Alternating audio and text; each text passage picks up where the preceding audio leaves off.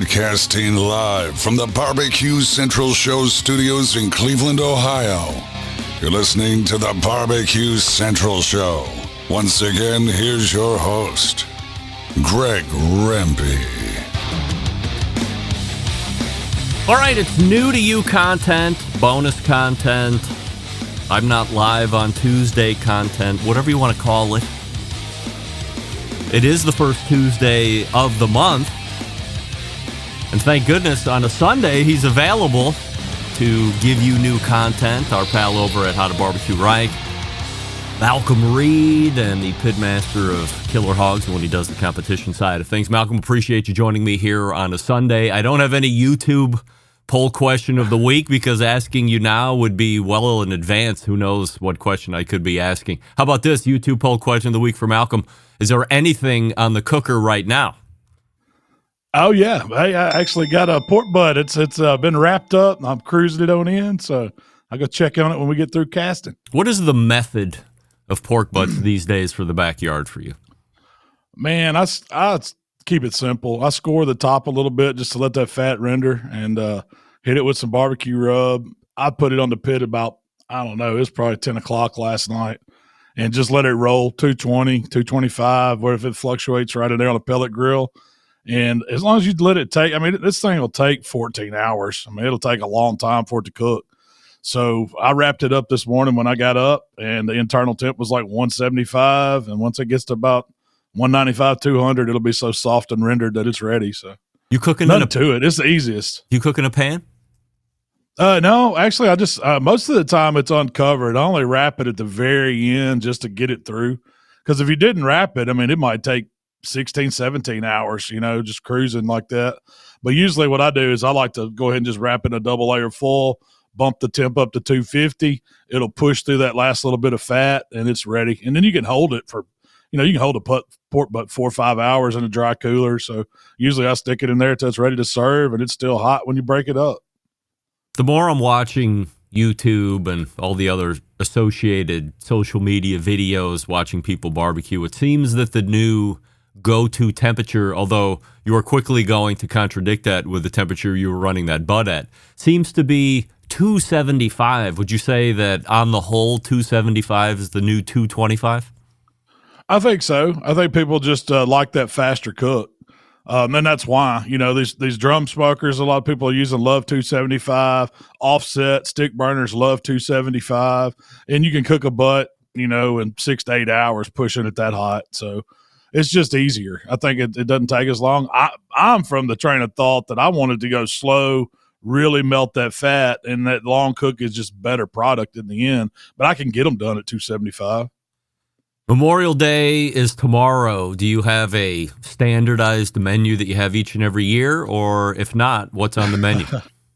So we're actually getting ready to go to Chicago next week to do some Cubs games and take Michael up, show him some of the historic sites. So I really don't have much planned for actual Memorial Day except packing. But yesterday I ran some St. Louis cut spare ribs 2 or 3 different ways.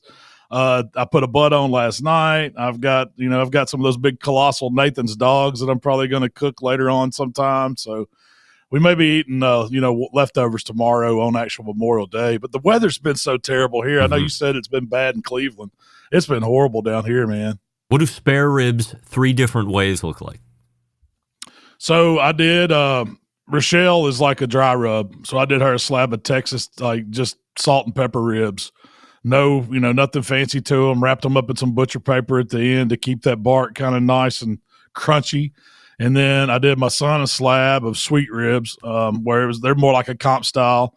And then for me, I just like barbecue rub, and then with the light vinegar slather at the end. So they're kind of wet, but they're not really saucy. So that's kind of the way when we're cooking them to eat. I'll do 3 racks, and then we'll cut them up, and everybody can try each other's. And we still got a ton of ribs left. There was just 3 of us, so we still got a refrigerator full of ribs. Is Michael cooking? Is he a barbecue guy? He will.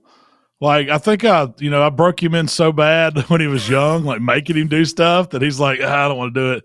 But I can tell, he'll go fire the pit up if I need it fired up. He'll he can start some ribs, start some butts. I'm trying to get him convinced to be a night man because I was about his age when I started getting into staying up all night watching the pits. But I hadn't, like, he's more into the video games and hanging out with his buddies than he is hanging out with Dad, listening to my war stories. It wasn't that long ago, it seems like. I mean, this is what old guys say, I guess. When you're talking about you were being trained as the night guy, and then fast forward to however many years ago that really was. Is it 30 years? Is it 25 years? There's almost like it's pushing 25. Yeah, so there's 26. almost no need to be night guy anymore unless you're running an offset pit, or you're going to run into an instance where your bullet style cooker might run into an instance where there's too much ash being produced and you're going to have to knock it out and make sure the coals don't suffocate. But geez, with the advent of that pellet cooker, night guy is now sleep guy. That's, it's funny how times have changed like that, because I mean, I guess that night guy thing come from all the comp stuff we were doing, to where you had to put those big cuts of meat on and let them go overnight, and somebody had to be there to wrap in the middle of the night or to watch the pit. But man, you're right. With cooking to 275 and then these pellet grills, man, you don't really have that night guy. We're going to lose that. You said you're going to go to Chicago. You're going to take in some Cubs games, do some other historical stuff. From a eating standpoint, is there anything on the firm agenda? Oh man, that's the part I'm most excited about. Yeah. I'm not even a Cubs fan, but I want to, deep dish pizza's got to be there.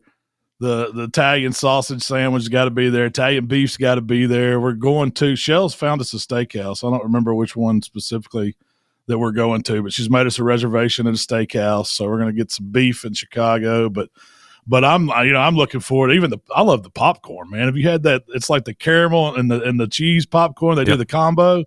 That stuff's so good in Chicago, man.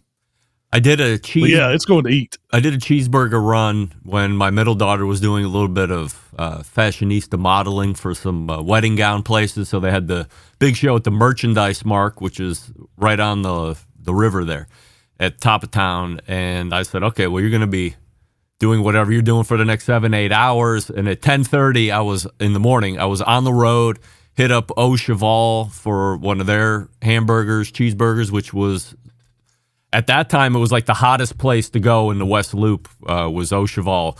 Absolutely incredible cheeseburger with the big thick bacon and the over sunny side up egg, but it held form until you crested it with the knife and it just kind of oozed all over. And then Billy Goat Tavern, of course, which is like underneath Michigan Avenue, which is where Saturday Night Live Cheeseburger came from. In my opinion, not nearly as good from a flavor standpoint, but just from a historical sense, and walking into the place is crazy. You got to like actually take stairs down into the dining room because it's underneath the bridge. And then plenty of other places that I was, eating at. Green Street Barbecue. I think I had some brisket and ribs there. And then Paradise Pizza, which according to Chicagoans is real Chicago pizza. Deep dishes for the tourists, but Paradise, which is bar style, so they get the round pie, but then they cut it into the squares, seemed to be a real winner. Dr. Barbecue kind of clued me in on that, being an old Chicago guy. So, and then Steakhouse, RPM Steakhouse is the place I go on Kinsey Street. Not sure if that's the place that Rochelle made reservations for, but geez, there are so many steakhouses in Chicago. I don't know if you could fail at finding one. One is probably just better than the next. Yeah, and thanks for these tips, man. I jotted all those down because burgers weren't even on my radar. Oh yeah, I didn't. So now I've got the Billy Goat and Au Cheval. Yeah, that's what you said. Yeah. Okay, I got those, and then I've seen I've had Chicago deep dish pizza. That's usually Luminati's. Yeah. Uno, all these other places that are famous for that, but I've never had actual tavern style. So that was definitely something that I want to try this trip. So I'll give you a report on what I think tavern style versus deep dish when we come back in July. All right, we'll do that. So I've heard that Kevin Green sells Camel. I've never seen it. You've not only provided or proved that it's a thing, you've cooked it. So first, go to the How to Barbecue Right YouTube page. Watch the video if you haven't. And then second, let's talk high level here just for a moment as we start on Camel. A taste by taste of Camel versus anything else we've had. So I was going in with oh man, it's going to be gamey. It's, it's Camel. Had this preconceived notion of what it's going to be like. I was totally shocked. It was nothing like that. Taste by taste comparison, I don't know flavor wise if the average person could say this wasn't beef or some form of beef. Huh. It's that close. It was that close. Now, texture wise, it was much softer. So if you think of a really, and this may have been like a really young camel, I have no idea. I've never, first time ever seeing it. But texture wise, it was a lot like a lamb chop, a really, medium rare where the lamb is just really, really soft. It comes right off the bone. Mm-hmm. That's the same texture that this camel loin had, and which is much softer than beef. And really, I was thinking like there's no marbling in it. It's going to be dry. It's going to be stringy. That wasn't the case at all. It had plenty of moisture in it. I didn't do anything crazy to it. If you watch that video, simple seasoning, cooked it on a pellet grill, 275, not much smoke, not much, the heat was just enough to get it cooked to where I wanted it because I wanted to taste the meat. And man, I think that day I had Tyler there, had Rochelle there, and had another guy there with us. We all, hands down, thought Camel was really good. Like we were all shocked, pleasantly shocked. And these, Rochelle said she wasn't a fan of the texture because it was a little too soft for her, I guess, thinking it was going to be like beef tenderloin or like a deer backstrap that we're used to cooking, or elk or something like that. But it was different. It was good. And it was pricey. I'm going to say, well, Kevin sent me that package and it had like $124 on it for one loin. So that's pretty high dollar meat. This thing probably only weighed 3.5, 4 pounds. So that's, you do the math on that. That's pretty high. But if you're looking into something exotic, man, I highly recommend it. Finished temperature, something like beef in a medium rare? Yeah, I was like, I think it was like 130 to 135. It's about where it carried over to.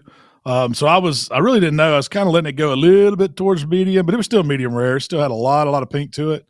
But it was so juicy for not injecting it or brining it or anything. Now I did salt it a little bit.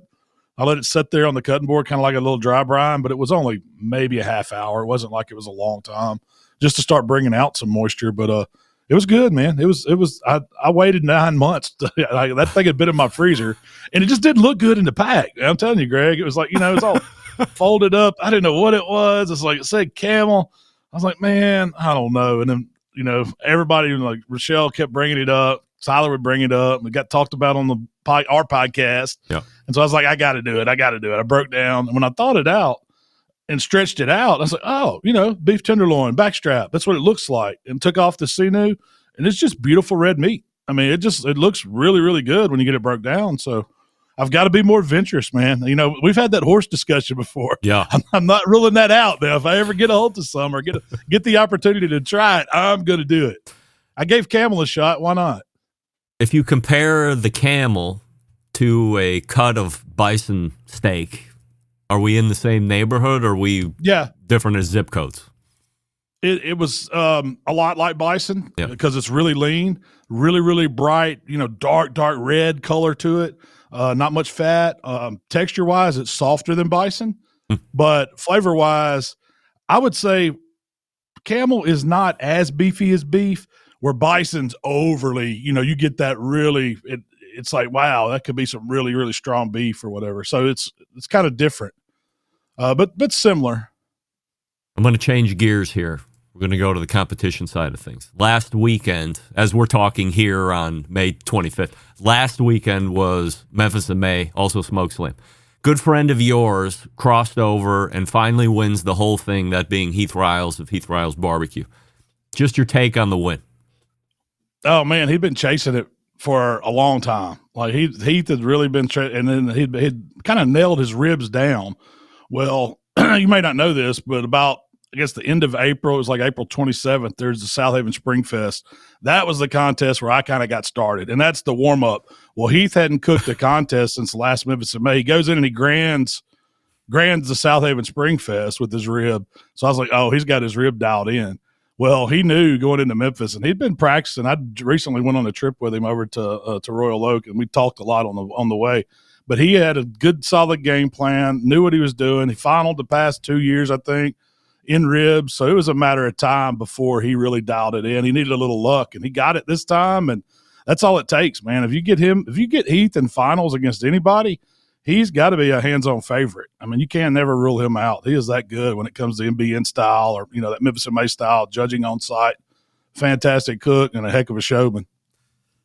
I had heard through some pretty credible sources that if you cook South Haven and win, there is some kind of magical curse against you going into Memphis and actually winning. Now, Heath has proven that to be more of a myth than a truth, but is that something around barbecue circles down there that you don't want to win because it might jinx you? I don't know, because you got to look at Melissa Cookston. She used to dominate South Haven and would dominate Memphis in May when they were hot and heavy. John David Wheeler, same way. He always won Springfest. And so there's a handful of people, and Heath is in that echelon now from DeSoto County, that if you're just good at comp barbecue, you can, and at that style, you're always going to be one of the ones up top. So I don't know if I believe that. Like, if I would have won Springfest, I would have felt pretty good going into Memphis, knowing that. I've never thought about, if I do good here, I'm not going to do good at Memphis, because it does put you up on a high horse, man. And South Haven's a tough contest. It's no joke. There's no slouches cooking there. DeSoto seems to be a micro hotbed of some of the most elite barbecue talent, especially in that MBN style that you would see across the country. Yeah, and I think it comes because we all beat up on each other. That's where, you were forced to have to learn to cook. Because you're going up against these people that are that good every week. And it was, back then, that style of barbecue really wasn't highly publicized. People knew KCBS and all that. That really got the TV time and stuff when they did show comp barbecue on TV. But they would show Memphis in May. But what people didn't realize was there was contests going on every week, just like KCBS, where people were traveling to little towns and doing this full-blown MBN style of barbecue. And that's, it's tough. Back then you had to cook a lot of meat. Yeah. We're talking 2 cases of whole shoulders, a whole case of ribs, and then a whole hog. And you're doing that week in, week out, man. That's tough. Until 2 years ago, ribs had been off of overall grand championship at Memphis in May for 20 plus years. Now it's won grand championship overall 2 of the last 3 years. Do we think, just us gals here speculating, that ribs is just having a moment at Memphis in May, or could we see ribs now having a legit shot at winning each year going forward? That's tough to me, because I've cooked them all at Memphis in May, and it was so long. That rib drought was so long. I knew there's some great rib teams in there, but man, you're gambling cooking ribs, because all you've got is what little meat is on those bones, and you're going up against somebody that's got a whole hog to sell. Every part of it, plus your ribs in it that they can cook, or the whole shoulder. The whole shoulder's got so many good muscles in it that it's just hard to get that perfect bite of rib to compare to them. So I've always looked at it as like you don't have as good a shot with ribs. But ribs are easier to cook. They're faster. And if you can sell them, you can win with them. And then that's just what it took. So I don't know. I don't know if it's like, you don't like to think the fix is in or anything like that, but how could they tell? Like, ribs went on a 20-year drought and then they come back. Are they going to be there to stay? I don't know. It may be 20 more years before a team does it again. We'll see. So you haven't cooked Memphis in May in a few years now.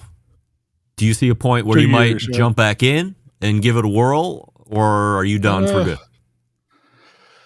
I'm not going to say I'm done for good, but once I slow down, I'd love to go back and do some comps. And I got a chance to go down to the Smoke Slam for like 2 hours last Thursday. Yeah, doing it, and the only reason why I went is because it was on the river. If Memphis in May ever went back to the river, I would definitely be there. Yeah, I would, because it was just it's something about it. It takes a lot out of you to get all of your stuff down there, to get set up and to spend the good part of a week down there, and then you haul it all back out of the mud on Sunday, and it's just a lot. But man, when you're there and you smell the smoke and the people and the atmosphere, it made me want to stay. I hated to have to leave that day. I wanted to spend all weekend there, but I got a little dose of it without having to do any work, so it kind of worked out. Robbie Royal, just to give a little Smoke Slam love here, and I'm not obligated to do one or the other. Robbie Royal won ribs or pork, and then like fourth in either ribs or pork, whichever one he didn't win, and walked away. This is just straight revenue, $72,500. That's a magnificent amount. It's a magnificent amount. And that, that's 2 years in a row where that winner has cleared $70,000. Yeah. I mean, if they could keep that up, getting those sponsors, I don't see how it doesn't grow every year. I think the first year they had 60 teams. This year I think they had like 72 to 75. They were up 35% year over year. Yeah. Yeah, and it's growing. What I thought was interesting about it is they really brought in like the public participation by having this huge live fire area with demos going off. Everything I heard about that here in just local news has been positive. People enjoyed it so much. They felt like there was something to do. It was a real family atmosphere there because they had like a Ferris wheel and little carnival stuff, games and stuff set up for kids to do. So it was more than just a barbecue contest. But the article that I read about it was interesting because these guys that are promoting this contest come from like a music production background, so they're used to doing these festivals. Yep. Well, they said that was what their goal was, to treat the barbecue teams as these musicians, the treatment they get when they're coming to perform. So they really went all out, had plenty of service there for everybody. If you had a question, they were getting an answer for it.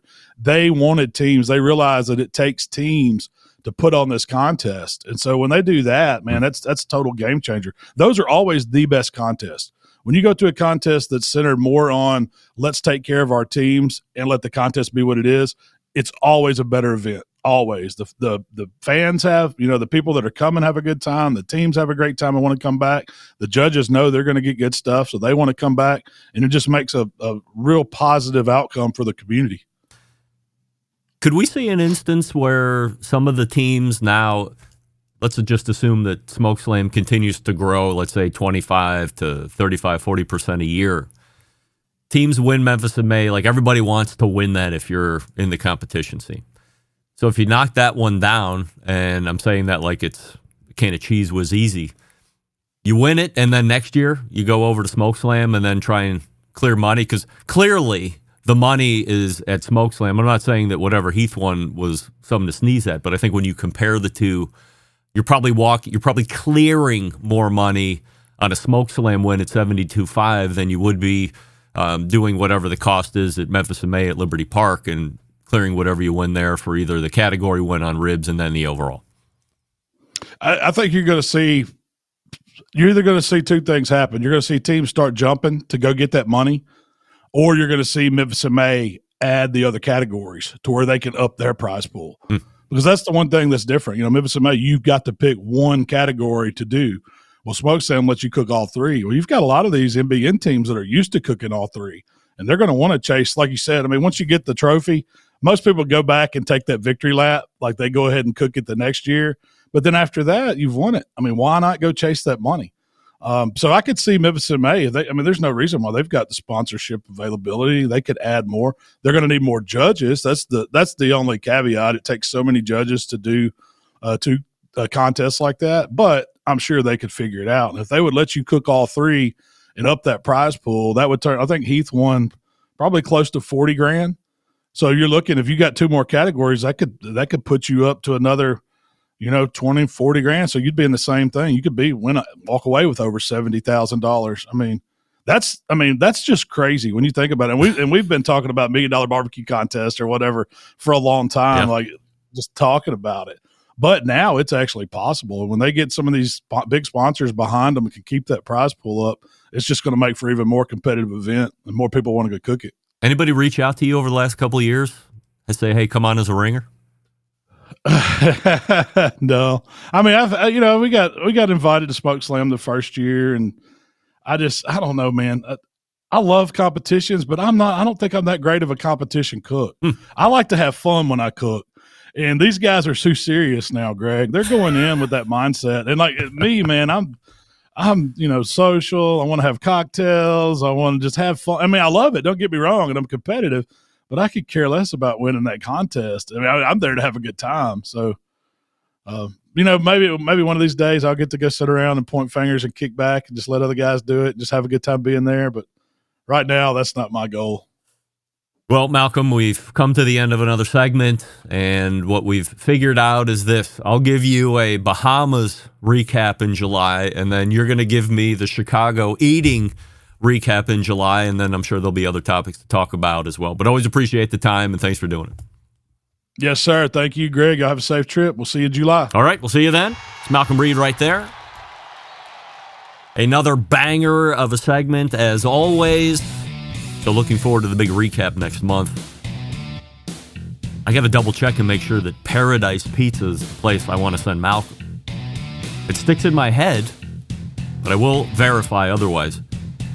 Greenleaf Barbecue. I'm going to send him a list of totally confirmed names. I do know Au Cheval is the place to go for the burger. That place is spectacular. And Billy Goat is historic. Come on, let's go. Chicago is a place to eat. RPM Steakhouse, by the way, if you haven't been. Pricey, yes. Worth it? Yes. Service beyond expectation. All right, this portion of the show brought to you by Fireboard, makers of Fireboard 2, Fireboard Pro, Fireboard Spark, and Fireboard Beacon. The wireless Fireboard Pulse. Find out more by visiting fireboard.com. You can call with questions, 816-945-2232. Also by Pits and Spits. Pits and Spits has a new griddle that we've been talking about, a 4-burner, and there should be a 3-burner coming down the pike here at some point. We're working on an interview with Ryan Zaboral from Pits and Spits as well. So you can get a built-in pellet grill as well if you're going to be fashioning your outdoor kitchen this year, although in Cleveland right now, as we're getting ready to close out May, the weather is terrible, as Malcolm mentioned. Doesn't seem to be really great where he's at in Hernando, Mississippi. So either in Mississippi or Cleveland, the weather sucks, but it's got to turn at some point, right? You want to have your outdoor kitchen ready to go. So the built-in pellet grill or the Pits and Spits griddle and grill are two things you want to take into consideration. If you're ready to take your barbecue to the next level, head on over to pitsandspits.com/BBQ Central. That's pitsandspits.com/BBQ Central and use promo code BBQ Central for a free spice pack with orders over $500 or more. And last but not least, because there will be new content tomorrow on the drop for Thursday, even though you're not seeing video. We're celebrating 15 years of Big Papa Smokers. That's right. Grand champions of the barbecue circuit have been using his stuff for years. People in the backyard have been using his stuff for years. And now 15 years later, we're bringing back Cucaracha for the extra kick that you've been craving. Barbecue Central Show listeners can take part in a limited time offer right now. Use promo code BBQCentral25 at checkout. You can get free shipping now through June 30th, so you got about a month left. BBQCentral25 at checkout for free shipping now through June 30th. BigPapaSmokers.com is the website. Stock up now. BBQCentral25 for free ground shipping. Some exclusions apply. And we thank Sterling Ball and Big Papa Smokers for their participation and support of the show. That puts a wrap on today's special content, new to you content. And we'll see you tomorrow with a Sam the Cooking Guy interview. Take care and Shalom!